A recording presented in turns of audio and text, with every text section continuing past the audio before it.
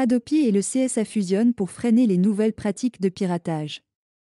L'autorité publique indépendante Adopi est amenée à disparaître. Elle sera remplacée par l'Arcom, qui est en réalité une fusion entre Adopi et le CSA. Le but de cette nouvelle instance ? Lutter contre le streaming illégal et les nouvelles pratiques de piratage. Régulièrement moquée pour son inaction, Adopi fait peau neuve.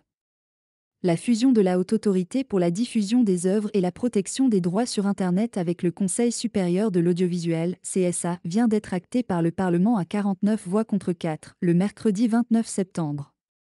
Il faudra toutefois attendre le 1er janvier 2022 pour que le projet de loi relatif à la régulation et à la protection de l'accès aux œuvres culturelles à l'ère numérique entre en vigueur.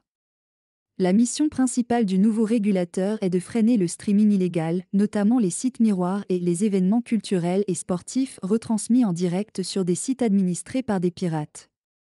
Cette nouvelle entité, l'Arcom, Autorité de régulation de la communication audiovisuelle numérique, n'est pas qu'une simple refonte d'Adopi face aux nouvelles pratiques du web, mais elle souhaite aussi lutter contre la désinformation en ligne. Pour diriger cette structure, 9 membres seront nommés par décret. Le président actuel du CSA, Roch-Olivier Mestre, en prendra le contrôle. Son rôle ?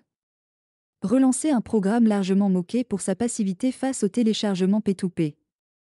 Et pour cause, les amendes mises par Adopi depuis sa création en 2009 n'atteignent que 87 000 €, selon des chiffres officiels. Le coût du programme s'élève, lui, à 82 millions d'euros.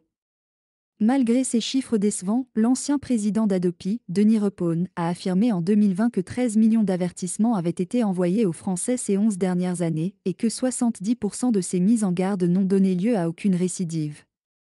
Viser davantage les sites plutôt que les utilisateurs. Ce nouveau projet de loi va continuer d'utiliser la riposte graduée et les utilisateurs en tort continueront de recevoir des courriers d'avertissement. Les récalcitrants ne recevront pas une amende de 350 € s'ils persistent à ne pas se conformer à la loi, bien que différents acteurs de la culture réclamaient cette mesure. Par ailleurs, cette nouvelle autorité va pouvoir agir contre le streaming illégal, les offres d'IPTV, un flux vidéo retransmis par une adresse IP, en gros la télévision sur Internet, ou encore le téléchargement direct de clients à serveur. La loi nouvellement actée souhaite mettre fin à l'accès aux sites miroirs de téléchargement, ces copies conformes du site pour contourner les réglementations de certains pays. L'Arcom pourra demander au moteur de recherche d'empêcher l'accès à tout site reprenant en totalité ou de manière substantielle du contenu ayant fait l'objet d'une ordonnance de blocage. Les diffuseurs d'événements sportifs sont probablement enchantés par cette loi. L'Arcom a pour but de pouvoir bloquer, déréférencer et faire retirer un flux vidéo illégal rapidement. Ces sites sont devenus monnaie courante pour une partie des utilisateurs, souvent jeunes, incapables de payer les différents abonnements nécessaires pour suivre les multiples ligues sportives.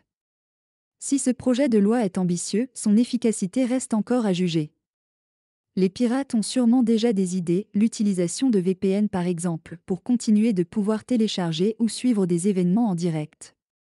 D'un autre côté, les utilisateurs ont déjà montré plusieurs fois leur capacité d'adaptation pour contourner la loi.